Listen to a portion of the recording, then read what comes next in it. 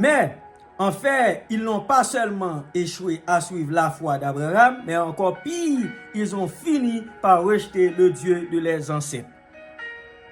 Lourdement persécuté par ces Juifs, l'église de Smyrne était pauvre, mais tout de même, c'était une église qui était riche dans sa spiritualité.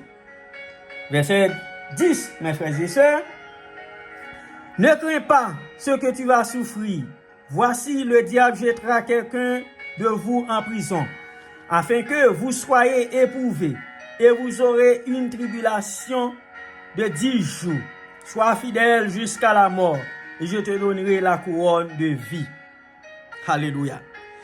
Dieu a dit à l'église de Smyrne de ne pas craindre aucune des choses que vous êtes sur le point de souffrir.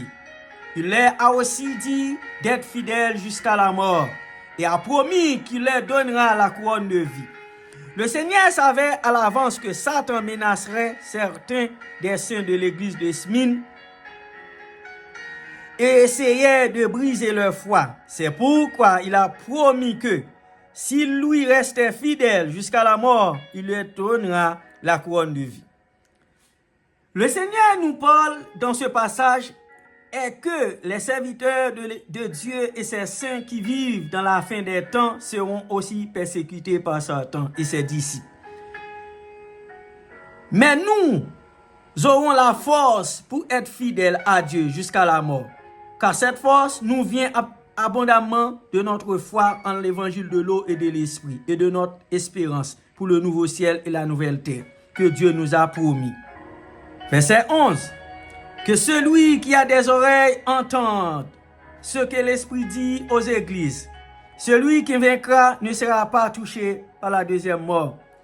Les croyants de la fin des temps s'engageront dans une bataille contre l'Antéchrist et ceux qui résistent à Dieu. Dieu nous dit que ceux qui ont l'espérance du vrai évangile et du ciel triompheront par leur foi, en nous donnant sa parole de vérité et la foi. Dieu a permis à chaque croyant de vaincre ses ennemis. La seule question qui subsiste est de savoir si nous serons sur le côté de Dieu et de ses serviteurs ou non. Romains 8, verset 18 nous dit que les souffrances du temps présent ne sont pas dignes d'être comparées avec la gloire qui sera révélée en nous. Notre persécution par l'Antéchrist et ses disciples durera seulement brièvement. Peut-être même juste 10 jours. En ayant confiance en Dieu, vous pouvez résister à cette courte